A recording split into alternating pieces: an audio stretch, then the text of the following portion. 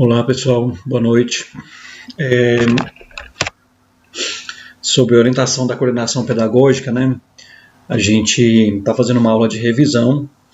Essa aula ela está direcionada aos alunos que ficaram com média abaixo de 6 e a lista de alunos que ficaram com média abaixo de 6, eu acredito que ela vai ser passada pela coordenação para vocês. Se não, se for o caso, eu divulgo para vocês.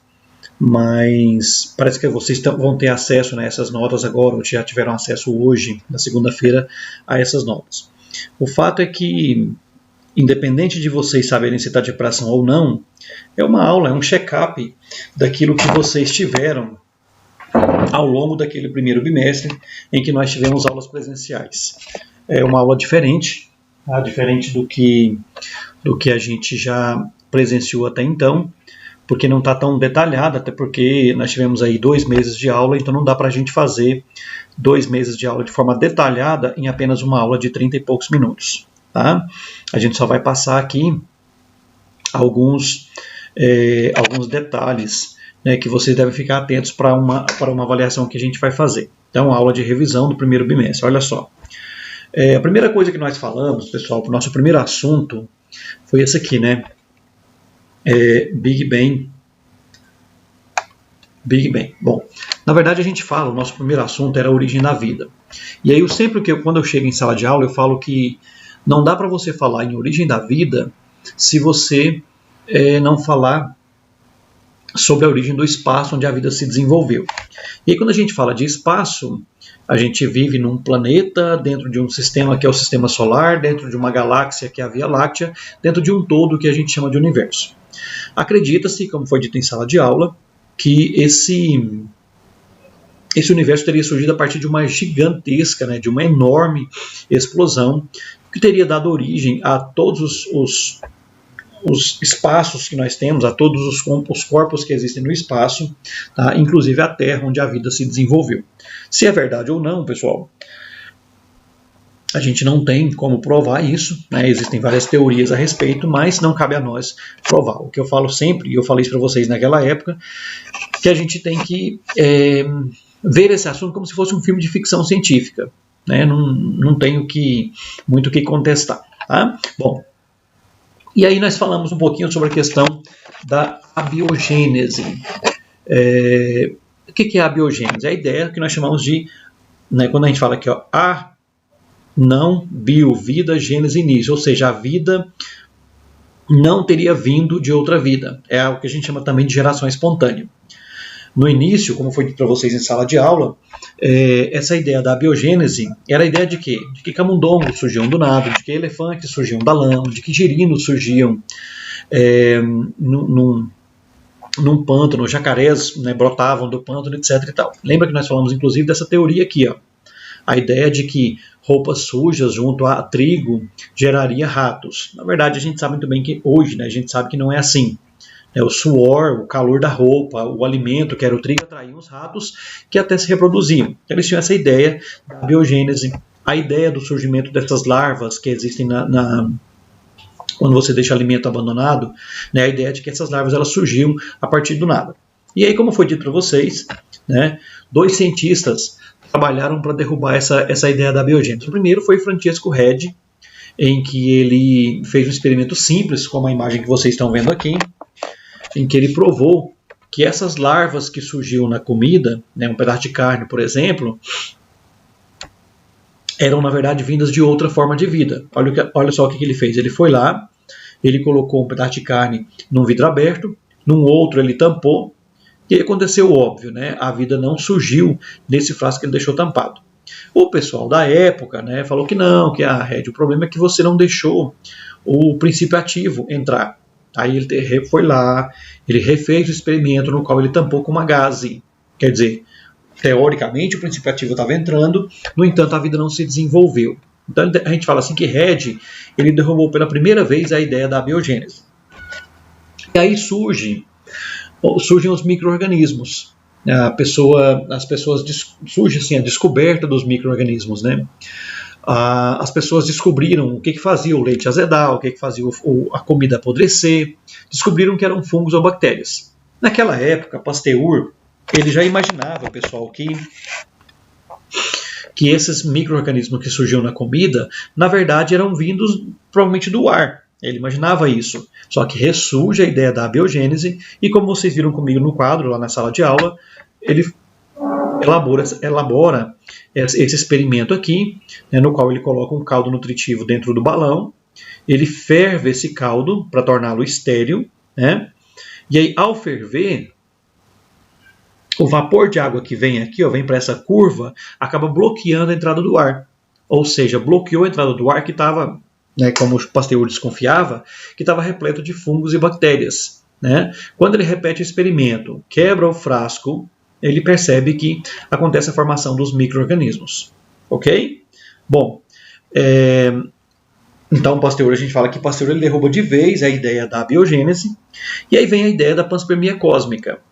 Quando eu trabalhei isso com vocês, pessoal, eu falei em sala para vocês guardarem. Falei, olha, guarda na cabeça a ideia de um planeta quente, com muita água muito quente, com muitos meteoros, com muita descarga elétrica, porque as chuvas eram constantes. O que eu pedi para vocês, na verdade, era para que vocês guardassem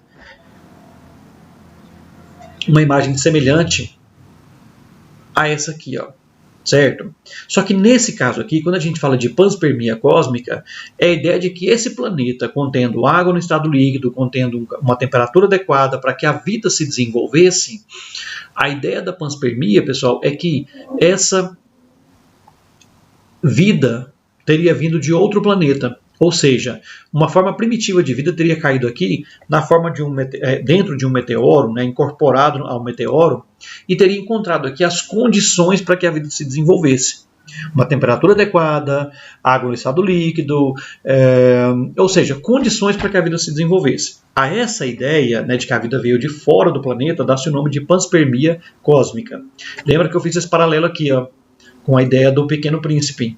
A ideia de que, como no desenho do Pequeno Príncipe, né, você tinha um planeta e esse planeta teria recebido uma semente do cosmos, a semente dessa roseira, que no desenho animado, né, o papel do príncipe seria o único de cuidar dessa roseira. Essa ideia, como eu falei para vocês, naquela época, é uma ideia pouco acreditada, né? A ciência não deu muito crédito a essa teoria, porém, não foi totalmente descartada, porque já foi encontrado fragmentos de vida em alguns corpos que caíram do espaço aqui, ok? Bom, e aí a gente, né, ainda aquela cena que eu comentei para que vocês guardassem, olha só, um planeta rochoso, um planeta com muitas áreas vulcânicas, com água já em grande quantidade no estado líquido. Pessoal, imagina o que era isso aqui naquela época. Imagina, olha só, eu tenho uma temperatura alta que faz com que a evaporação dessa água seja intensa. Muita água evaporando, eu tenho muitas nuvens, consequentemente muita chuva. Então eu tenho muita descarga elétrica. Então eu tenho queda de meteoro, descarga elétrica, eu tenho um calor excessivo, e nós sabemos que calor colabora para a manutenção de reações químicas. Então eu tenho condições para que a vida possa se desenvolver diante da próxima teoria que eu cito para vocês, que é a teoria da origem dos coacervados. Certo? O que é o coacervado? Essa ideia aqui que eu comentei com vocês, eu tenho partículas, aqui eu coloquei aqui proteína, mas não é só proteína. Eu tenho partículas de proteína, partículas de gordura, partículas de açúcar, que foram se formando e teria se formado esse aglomerado, esse amontoado de moléculas aqui, é o que eu chamo de coacervado.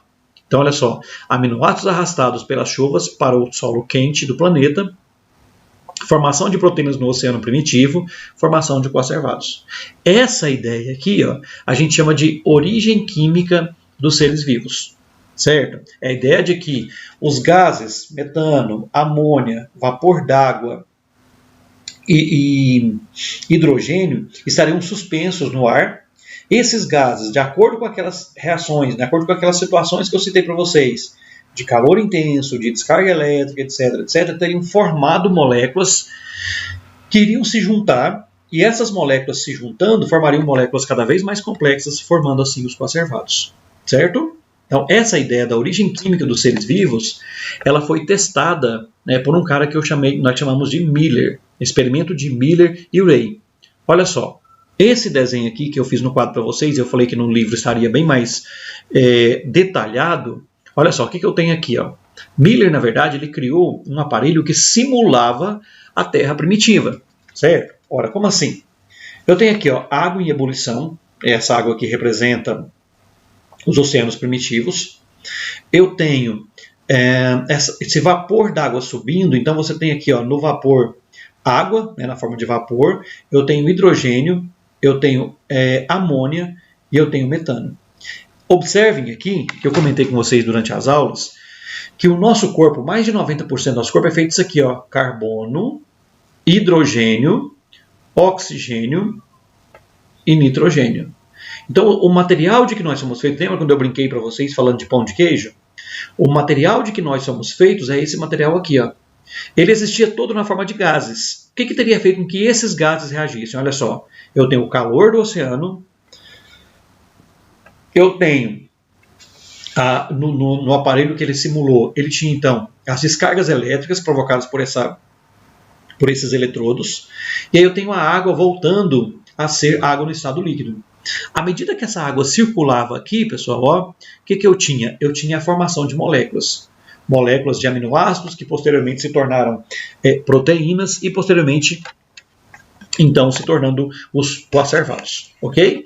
Então, quando a gente fala do experimento de Miller, ele não provou que a vida surgiu assim, mas ele provou que a vida pode ter surgido dessa maneira. Ok? Bom, e aí a gente tem, se a vida surgiu, então, a partir da união de moléculas, formando os coacervados, quem surgiu primeiro? Autótrofo ou heterótrofo? Existe uma hipótese que a gente chama de hipótese heterotrófica. Essa hipótese heterotrófica postula que o primeiro ser vivo era incapaz de sintetizar seu próprio alimento. Ele era muito simples, procarionte, anaeróbio e realizava a fermentação. Então a ideia dessa hipótese heterotrófica, pessoal, é que a vida teria surgido na superfície do oceano. Eram seres simples, certo?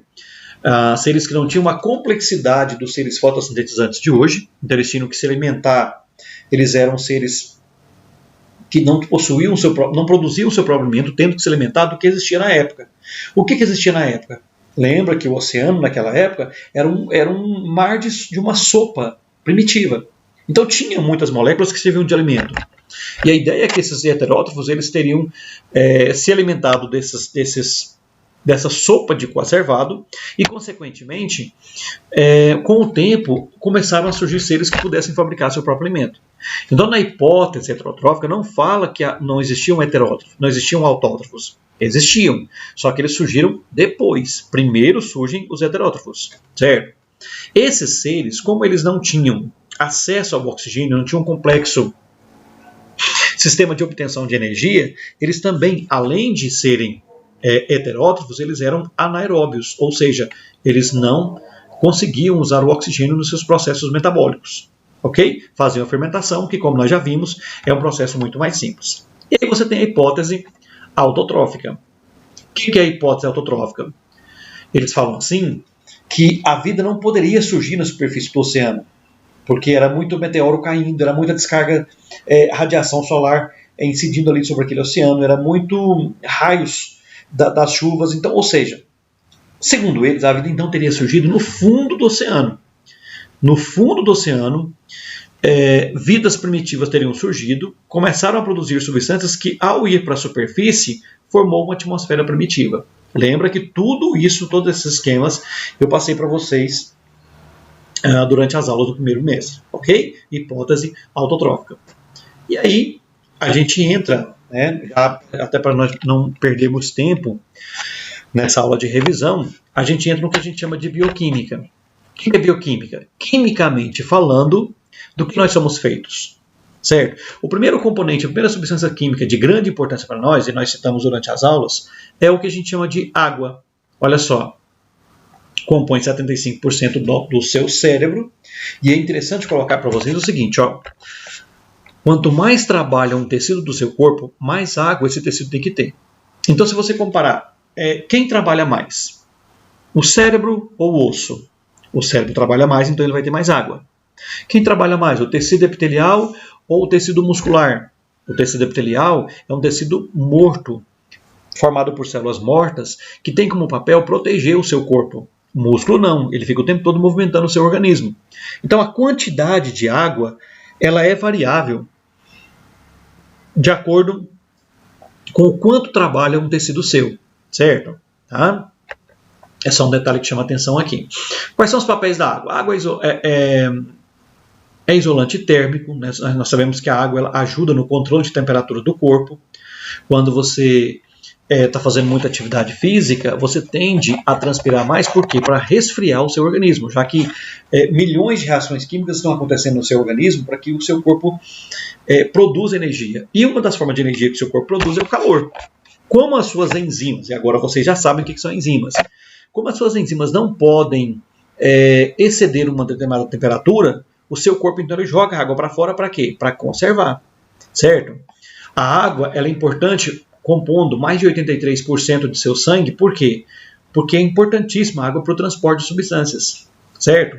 A parte líquida do seu sangue, que é o que nós chamamos de plasma, é composta basicamente de água, por quê? Para servir como transporte.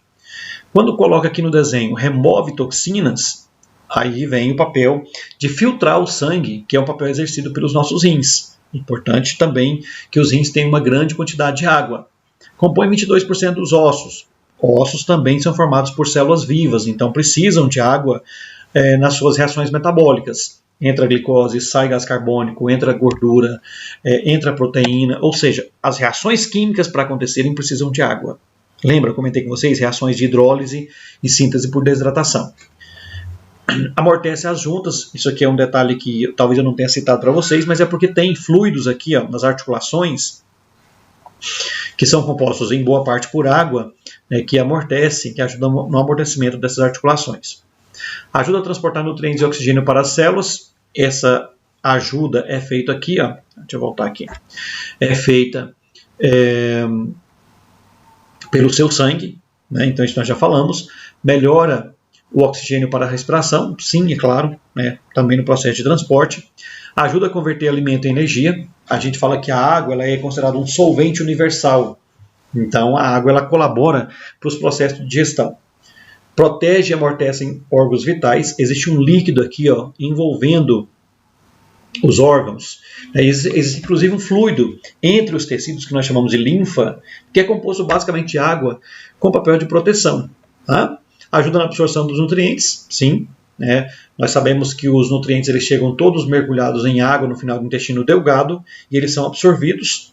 Compõem 75% dos músculos. É claro que tem que ter muito porquê, porque como eu disse para vocês, quanto mais trabalha uma parte do corpo, mais água tem. E aí a gente entra nos sais minerais. Falei para vocês sobre cálcio, a formação do tecido ósseo, age na coagulação do sangue e eu comentei com vocês, pessoal, que o sais de cálcio ele é importante também para a contração muscular. Tá? Isso não foi citado aqui, mas durante as aulas eu passei para vocês. Ajuda no combate a infecções, porque faz parte da montagem de algumas substâncias, faz parte da montagem de vitamina C, etc. E tal. Mantém o equilíbrio de ferro no organismo. Fontes, onde é que eu encontro cálcio? Aí você tem aqui uma fonte, geralmente, são alimentos que são bem comuns do nosso cotidiano. Queijo, leite, uvas, cereais integrais, nabo, couve, aí vai. A falta de cálcio, nós sabemos que provoca osteoporose, enfraquecimento dos dentes, etc, etc. Eu comentei com vocês durante as aulas também, interessante vocês ficarem atentos aos relatórios que vocês têm, com relação ao controle de cálcio que existe feito pela nossa glândula tireoide. A tireoide ela produz um hormônio chamado calcitonina, que fixa cálcio nos ossos. Então, na falta desse hormônio, a pessoa pode desenvolver osteoporose. Tá? Só um detalhe que chama atenção. Um outro sal mineral que eu comentei com vocês é sobre sais de ferro. A imagem aqui é exatamente para mostrar para vocês o quê? O ferro ele é usado na montagem dessas células aqui que vocês estão vendo parecendo discos achatados, que nós chamamos de glóbulo vermelho. Os glóbulos vermelhos, pessoal, eles são feitos basicamente, no seu interior existem assim, centenas, às vezes até milhares de moléculas de hemoglobina. A hemoglobina, para ser fabricada, depende da presença de ferro na sua alimentação. Por isso que a presença de ferro na sua alimentação está ligado à manutenção perfeita da formação dos glóbulos vermelhos. Pessoas que não têm acesso a ferro na alimentação tendem a ter problema de anemia, ok? E um outro sal mineral, a imagem aqui não ficou legal, mas eu queria mostrar para vocês a questão do iodo, né, que é um alimento que é encontrado em grande quantidade em frutos do mar, que é um alimento que nós, do estado de Goiás, centro-oeste, a gente não tem muito acesso a ele. Então, por isso que no Brasil é obrigatório colocar-se iodo no sal de cozinha, certo? Na falta de iodo, pessoal, qual que é o problema que a gente tem? Se a gente não tem acesso a iodo, você desenvolve problemas nessa glândula aqui, ó, que a gente chama de glândula tireoide. A tireoide, ela produz dois hormônios de grande importância para nós, que são os hormônios T3 e T4. Esses hormônios T3 e T4, eles colaboram para a manutenção do seu metabolismo. Ou seja, de forma resumida, se faltar hormônio T3 e T4, você tem uma tendência à diminuição metabólica. Se você não tem, se essa falta de T3 e T4 acontece por falta de iodo, o que pode acontecer? Você pode desenvolver um problema chamado hipotireoidismo, no qual você produz pouco hormônio da tireoide, certo? E, consequentemente, você tem uma tendência à obesidade, ok? Então, o iodo é para quê? É para a produção de dois grandes, importantes hormônios, que são o T3 e o T4. Faltou iodo, você pode desenvolver o chamado bócio endêmico, ok? Bócio também pode ser provocado pelo que nós chamamos de hipertireoidismo, mas aí não tem relação com iodo. Tudo bem? E aí, por último dos sais minerais, você tem o sódio. Né? O sódio, o sódio que vocês conhecem é o cloreto de sódio, sal de cozinha. Né? Claro que aí no caso o sódio está associado ao cloro. E quais são os papéis que o sódio desempenha no nosso corpo? Ele controla o equilíbrio de água no corpo, certo? Então é ele que vai, e aí agora nós já estudamos também, né, no segundo bimestre, a gente viu o que é osmose.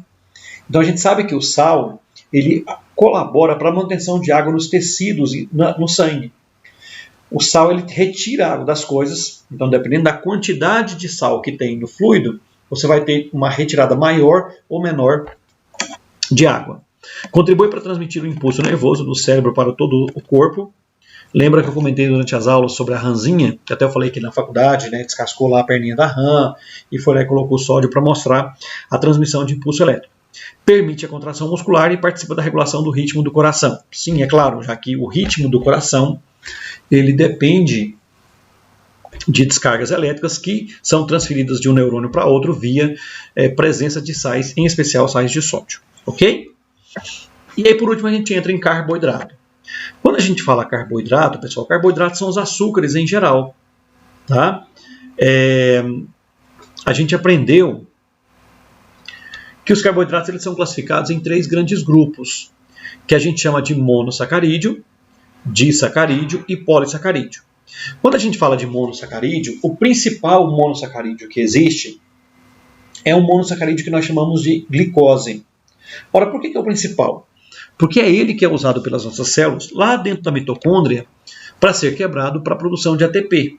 Lembra que eu comentei com vocês durante as aulas o que seria ATP?